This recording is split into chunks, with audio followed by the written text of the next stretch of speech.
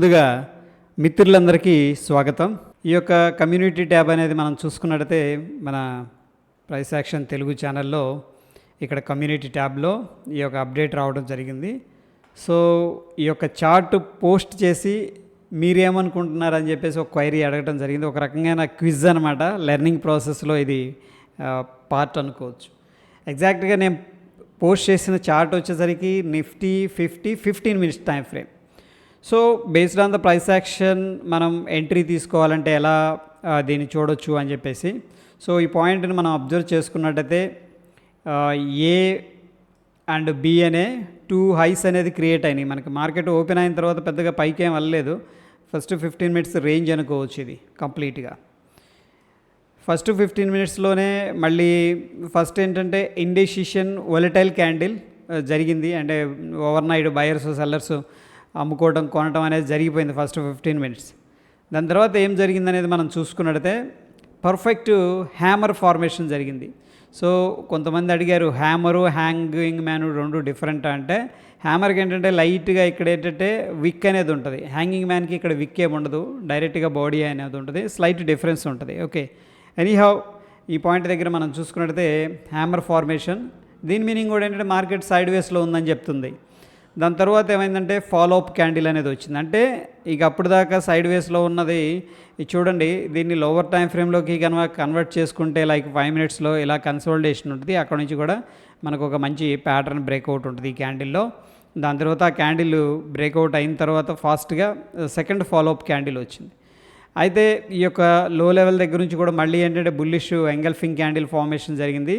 Same level, ఇది tweezer bottom అంటాం. ఏదైతే నేను హారిజెంటల్గా మార్క్ చేశానో ఇది చూడండి, ఎగ్జాక్ట్గా అప్రాక్సిమేట్గా ఎగ్జాక్ట్గా ఉంటాయి ట్వీజర్ బోటం.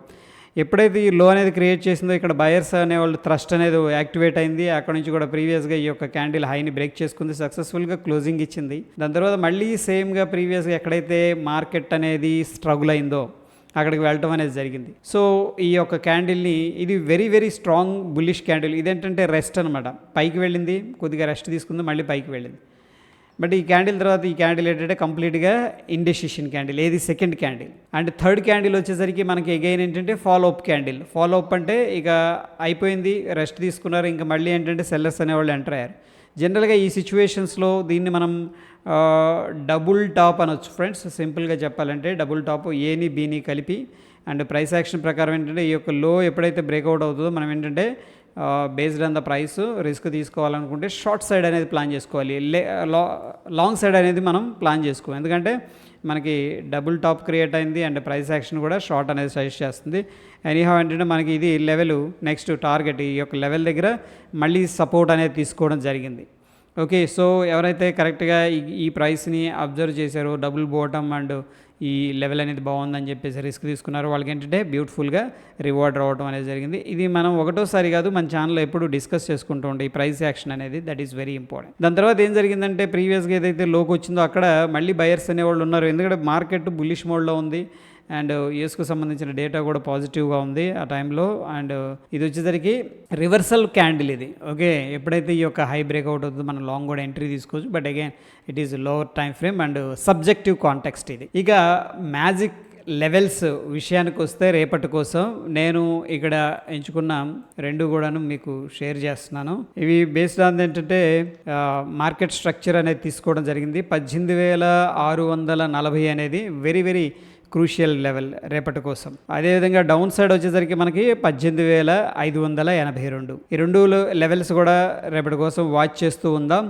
ఓకే, సో 18,582 దగ్గర స్ట్రాంగ్ సపోర్ట్ అయితే తీసుకుంటుంది నిఫ్టీ.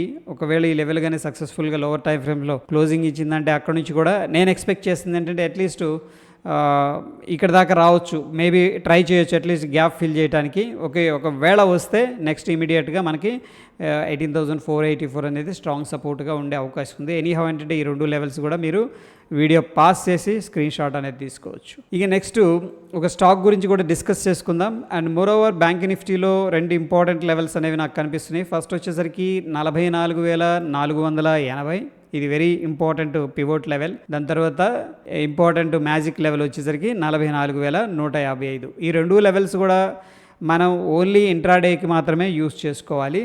ఓకే, దాని తరువాత స్టాక్ వచ్చేసరికి స్టీల్ అథారిటీ ఆఫ్ ఇండియా. ఈ స్టాకు వెరీ ఇంట్రెస్టింగ్గా కనిపిస్తుంది. అండ్ మోరోవర్ ఏంటంటే మనం ఆల్రెడీ నేషనల్ అల్యూమినియం స్టాక్లో ప్రాఫిట్ అనేది బుక్ చేసుకున్నాం. మన టెలిగ్రామ్లో కూడా ఆ యొక్క అప్డేట్ అనేది చేసుకున్నాం. ఎనీహౌ ఇక్కడ ఈ స్టాక్ అనేది ఒక ట్రెండ్ లైన్ దగ్గర ట్రేడ్ అవుతుంది. మోరోవర్ మనకి UDCCI ఏం చెప్తుందంటే ఈ యొక్క జీరో లెవెల్ అయితే క్రాస్ ఓవర్ అయింది. బట్ కొద్దిగా మ్యాక్డీ అనేది పాజిటివ్గానే ఉంది, ఓవరాల్గా పాజిటివ్ మొమెంటంలో ఉంది, క్రాస్ ఓవర్ అయితే చేయలేదు.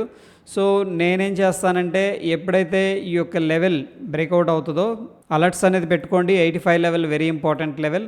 అక్కడ నుంచి ఫాస్ట్గా అట్లీస్ట్ ఇంట్రాడేలో మూమెంట్ అయినా వస్తుందని చెప్పేసి నేను ఎక్స్పెక్ట్ చేస్తున్నాను. ఒకవేళ మార్కెట్ పాజిటివ్గా ఉంటే అది ఫర్దర్గా కూడా కంటిన్యూ అవ్వచ్చు. ఎనీహౌ ఈ పర్టికులర్ స్టాక్ అనేది రేపటి కోసం వాచ్ చేస్తూ ఉంటాను friends. That is all about intraday levels. Thank you friends.